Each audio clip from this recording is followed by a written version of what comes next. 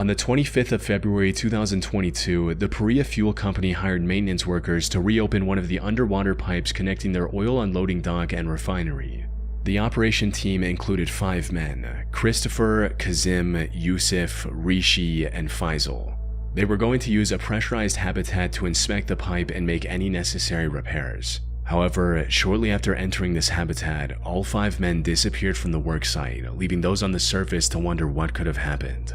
It wasn't until rescuers found footage from a GoPro mounted to one of the divers' suits that the full truth came to light.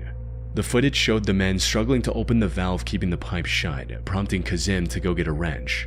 He returned to the habitat and handed the wrench over to his co-workers. But then, a few seconds later, this happened.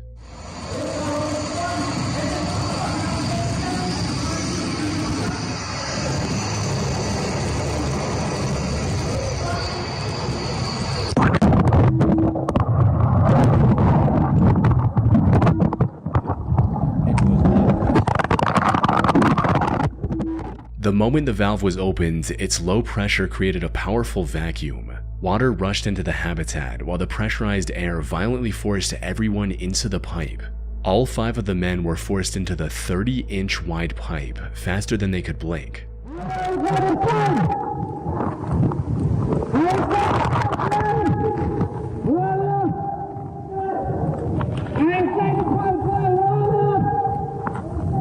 After tumbling through the metal pipe at violent speeds for 1.5 minutes, they came to a stop at a section containing a small air pocket, just enough to keep them alive, allowing them a brief moment to find their bearings and assess the gravity of their situation.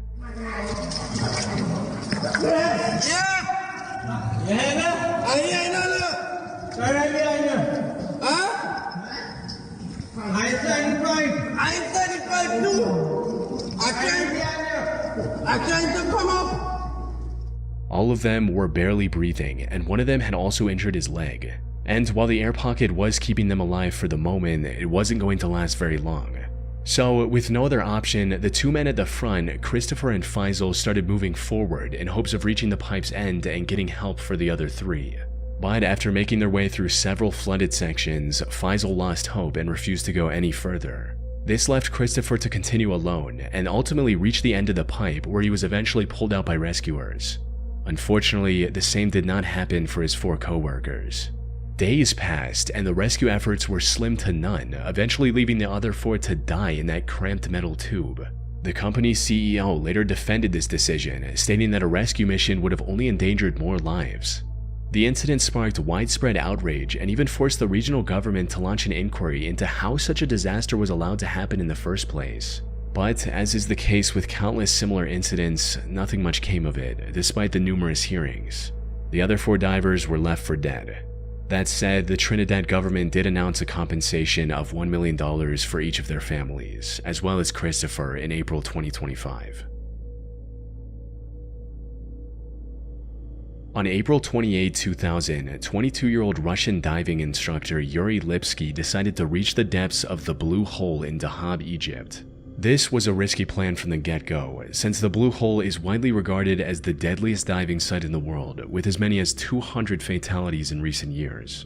To make matters worse, before his dive, Yuri asked a local technical diver to accompany him on his journey. All of them rejected him, since the preparations for this risky of a dive took as long as a week. Yet Yuri wanted to go in just 2 days, no matter what. Even after every instructor refused to support his plan, instead of backing out, Yuri made the worst mistake of his life and chose to go through with it alone. He started the dive around noon and quickly disappeared into the depths of the ocean. However, many hours passed and there was no sign of Yuri anywhere. His concerned mother enlisted the help of a local technical diver named Tariq Omar, who immediately set out to rescue her son. Unfortunately, by the time he found Yuri, it was already too late. Tariq discovered Yuri's lifeless body floating near the floor of the Blue Hole. The next day, he returned with the necessary equipment to bring Yuri's body back to the surface and got to work. But as he was about to take Yuri back, he noticed that Yuri's diving camera was lying nearby. So he grabbed that as well and began ascending. This camera had captured the final moments of Yuri in haunting detail.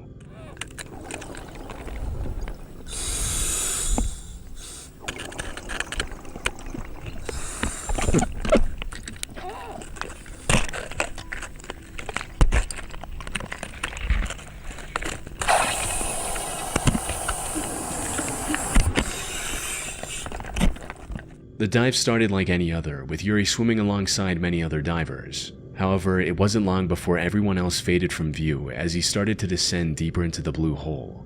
And that's when all the worst possible things started happening in rapid succession. It started with him failing to keep his gas levels under check, resulting in him getting nitrogen poisoning and becoming extremely disoriented. By the time he realized his situation, he was already sinking like a rock. He started panicking and began inflating his buoyancy control device quickly to avoid sinking any further. Tragically, this backfired.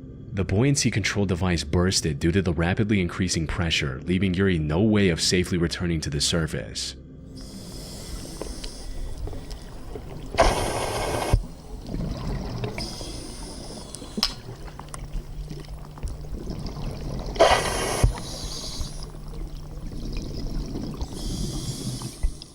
The increasing depth exacerbates the symptoms of nitrogen poisoning as well, and it wasn't long before his camera captured the horrific sounds of him struggling to breathe, ending with him sinking to the 377 feet or 115 meters deep sea floor and passing away. The only silver lining in this whole situation is that there's a good chance the found footage helped at least one diver avoid a similar fate by learning from the mistakes that cost Yuri his life.